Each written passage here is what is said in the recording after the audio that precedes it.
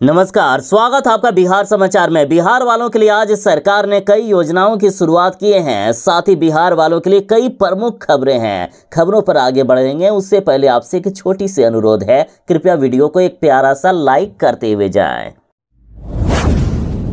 अब तक जितने भी फर्जी लोगों ने पीएम किसान सम्मान निधि योजना का लाभ ले लिया है, उन सभी को पैसे वापस करने होंगे।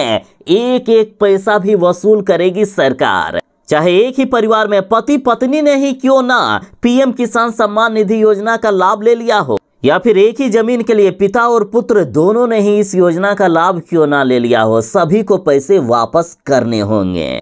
देखिए, बलिया में किसान सम्मान निधि योजना में एक घोटाला सामने आया है, जिसमें 12,000 दंपतियों को गलत तरीके से लाभ मिल रहा था। कृषि विभाग ने सत्यापन के बाद 6,000 दंपतियों को सूची से बाहर कर दिया है और उनसे वसूली की जा रही है। इसके साथ ही आयकर दाताओं से भी 4,29,00,000 रुपए की वसूली की जा रही है। कृषि विभाग की ओर से बार बार नोटिस दी जा रही है, लेकिन अभी तक मात्र 800 आयकर दाताओं ने 62,28,000 रुपए ही वापस किए हैं।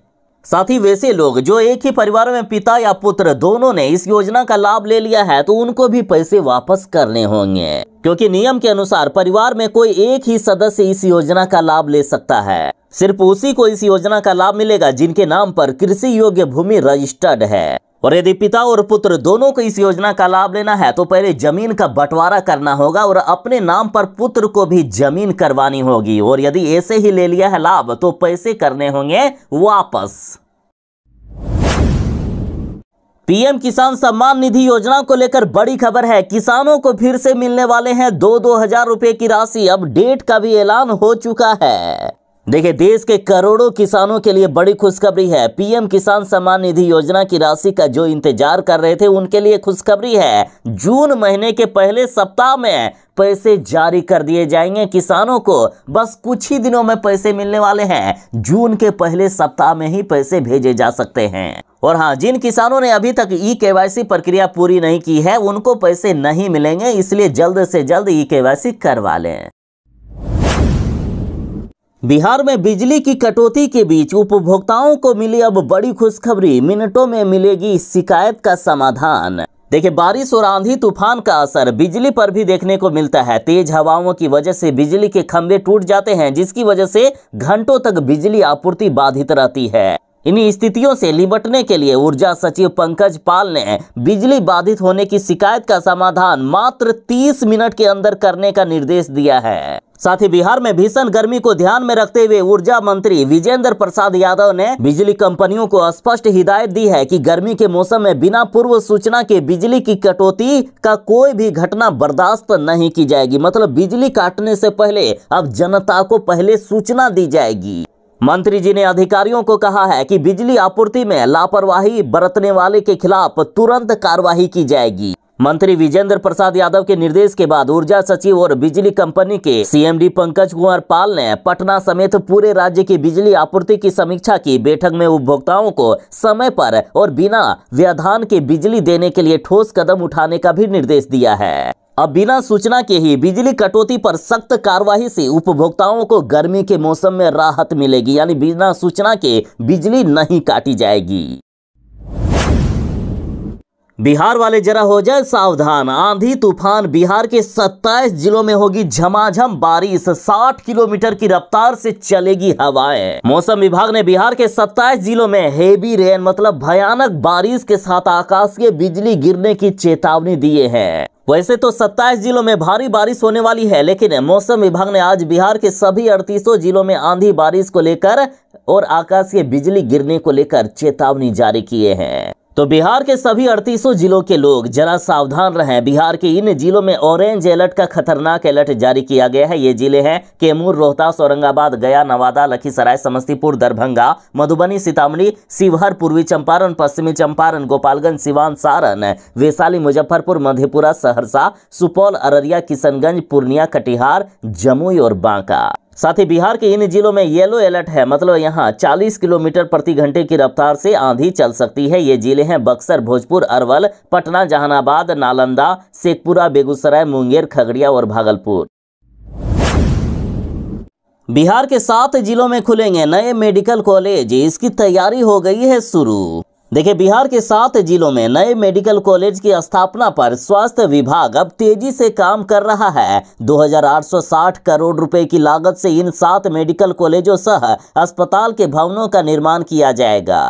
अररिया में 20 एकड़ जमीन विभाग को प्राप्त भी हो गया है, वहां जल्द ही भवन निर्माण का कार्य शुरू होने वाला है। वहीं अन्य जिलों में भी भवन तलाश अब अंतिम प्रक्रिया में है। जिन जिलों में नए मेडिकल कॉलेज बनने वाले हैं वे जिले हैं अररिया, बांका, जहानाबाद, औरंगाबाद, नवादा, कैमूर और खगड़िया। विभाग से मिली जानकारी के अनुसार खगड़िया को छोड़कर अन्य सभी जगहों पर मेडिकल कॉलेज के लिए जमीन चिन्हित कर ली गई है। विभाग के पदाधिकारियों की टीम ने संबंधित जिलों में जाकर जमीन का सर्वेक्षण भी किया है। जिलों को निर्देश दिया गया है कि जमीन हस्तांतरण की कार्यवाही शीघ्र ही पूरी की जाए।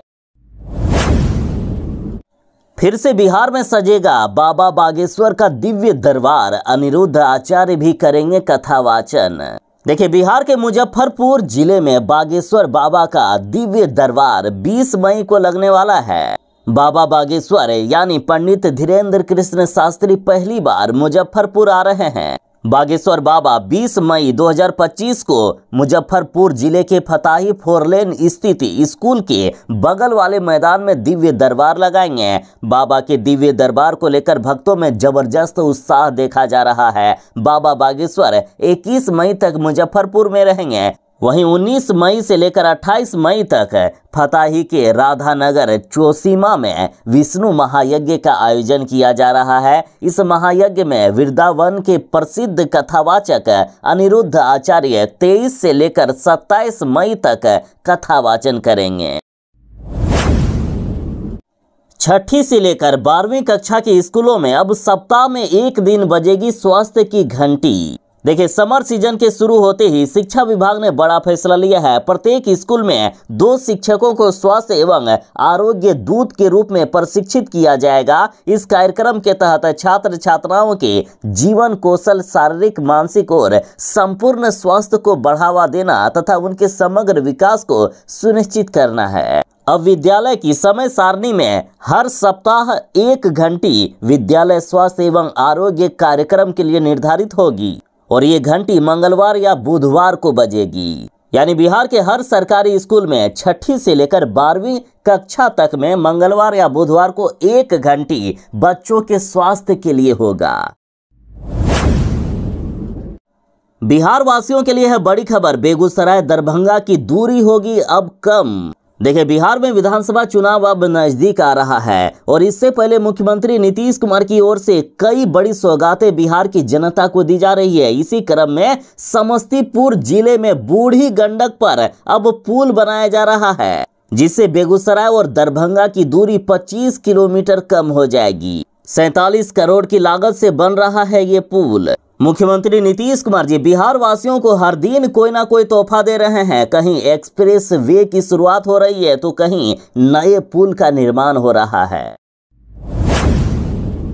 सन ऑफ बिहार से प्रसिद्ध मनीष कश्यप की अभी खूब पिटाई हो रही है। जब से ये नेता बने हैं, बीजेपी में शामिल हुए हैं और उसके बावजूद भी न्यूज रिपोर्टिंग करने जा रहे हैं तो जनता इनको अब वैल्यू ही नहीं दे रही है। कहीं इनको गाली गलौज कर दिया जाता है तो कहीं इनको पीट दिया जाता है। और अब पटना के पीएमसीएच में यूट्यूबर मनीष कश्यप के साथ मारपीट की गई। पीएमसीएच के डॉक्टरों ने 3 घंटे तक इनको बंधक बनाकर रखा। पीएमसीएच के डॉक्टरों ने इनको खूब पीटा है। इस बार पीएमसीएच में डॉक्टरों के साथ बदसलूकी का इन पर आरोप लगा है। देखिए, सोमवार को मनीष और डॉक्टरों के बीच झड़प हो गई। इस दौरान नाराज डॉक्टरों ने उनकी खूब पिटाई कर दी।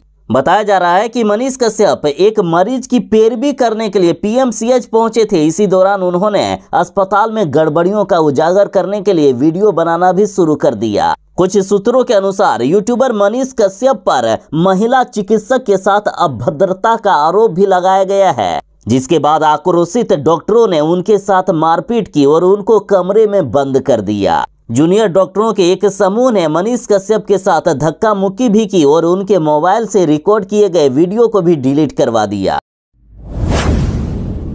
सरकार ने लिया है बड़ा फैसला कि बिहार में 22,000 नए आपदा मित्र बनाए जाएंगे।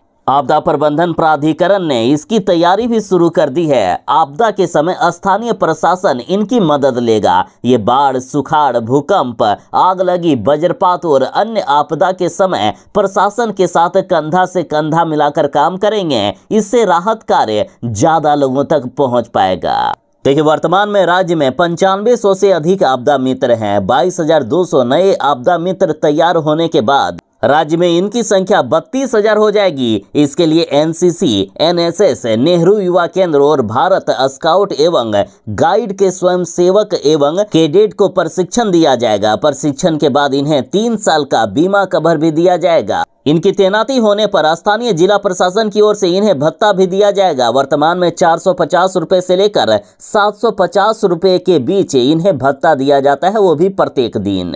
युवा आपदा मित्र राज्य के हर एक जिले में संवेदनशील स्थलों के आसपास के क्षेत्रों में ही रहेंगे। अब बिहार में शिक्षकों की लापरवाही भारी पड़ने वाली है। शिक्षा विभाग ने आम लोगों को भी शिकायत करने का अधिकार दे दिया है। देखिए, शिक्षकों की लापरवाही पर अब विभाग सख्त हो गया है। पटना में इस तरह के शिक्षकों की संख्या कई ज्यादा है जो फर्जी हाजिरी बना रहे हैं। तो इस पर जिला शिक्षा पदाधिकारी संजय कुमार जी ने कहा है कि फर्जी उपस्थिति दर्ज करने वाले शिक्षक बख्शे नहीं जाएंगे। ये बहुत ही गंभीर मामला है। पकड़ में आने पर सख्त कार्रवाई की जाएगी। यदि शिक्षक, कर्मी या आम जन को इस तरह की शिकायत मिलती है तो वे इस जीमेल पर अपनी शिकायत दर्ज करवा सकते हैं। जरा ईमेल आईडी नोट कर लीजिएगा, जो कि है DEO यानी देव पटना अगेंस्ट करप्शन @gmail.com। जो भी इस मेल आईडी पर शिकायत भेजेंगे तो उनकी सूचना को गोपनीय रखा जाएगा, उनकी पहचान गोपनीय रखा जाएगा। साथ ही जिला शिक्षा पदाधिकारी ने कहा है कि फर्जी सेल्फी के साथ उपस्थिति दर्ज करने वाले की बहुत जल्द रैंडम जांच की जाएगी।